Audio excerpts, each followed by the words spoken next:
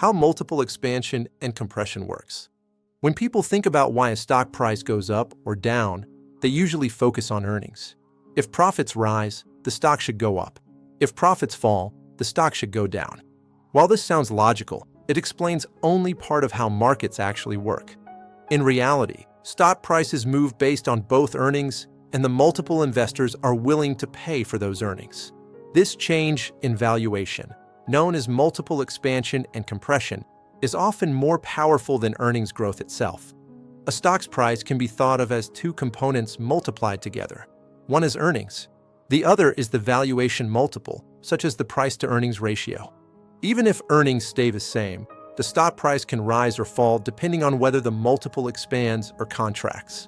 This is why understanding multiples is essential to understanding market movements. Multiple expansion happens when investors become willing to pay more for each dollar of earnings.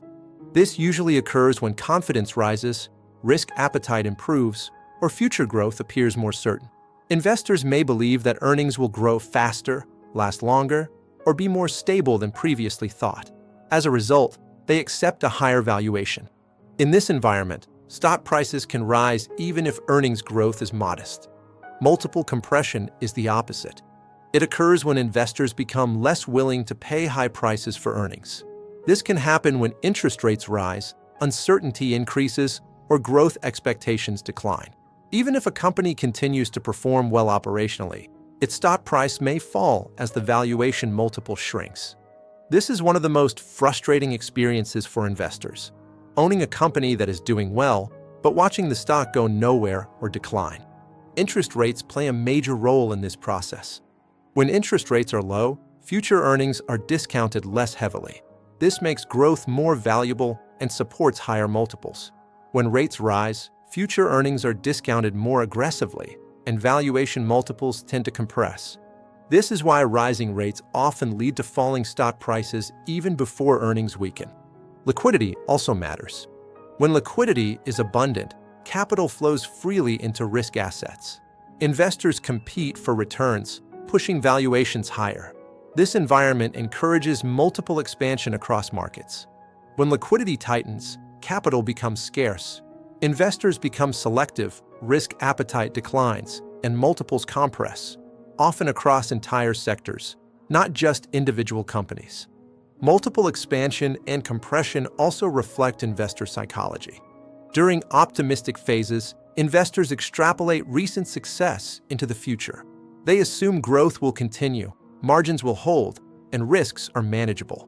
This optimism justifies paying higher multiples.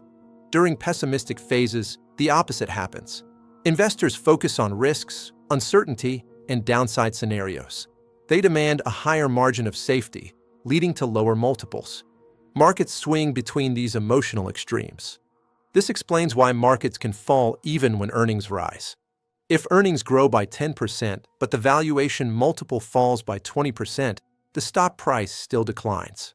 Conversely, a stock can rise sharply even with flat earnings if the multiple expands. In many market cycles, most of the price movement comes from changes in multiples rather than changes in earnings. Multiple compression often happens faster than expansion. When sentiment turns negative, investors reprice risk quickly. Valuations adjust rapidly, sometimes overshooting on the downside.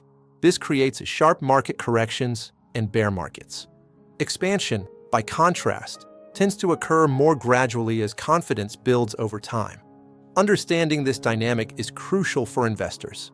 Earnings tell you how a business is performing.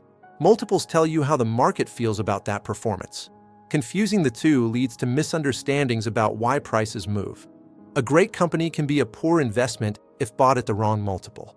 A mediocre company can be a strong performer if its multiple expands. Over the long run, earnings growth anchors returns. But over shorter horizons, multiple expansion and compression dominate price action. This is why markets often seem disconnected from fundamentals. They are not ignoring fundamentals, they are repricing risk. In summary, multiple expansion and compression work by changing how much investors are willing to pay for earnings. They are driven by interest rates, liquidity, confidence, and expectations about the future.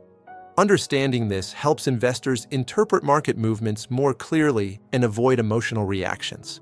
Stock prices do not just move because businesses change. They move because perceptions change. Once you understand multiples, markets start to make much more sense.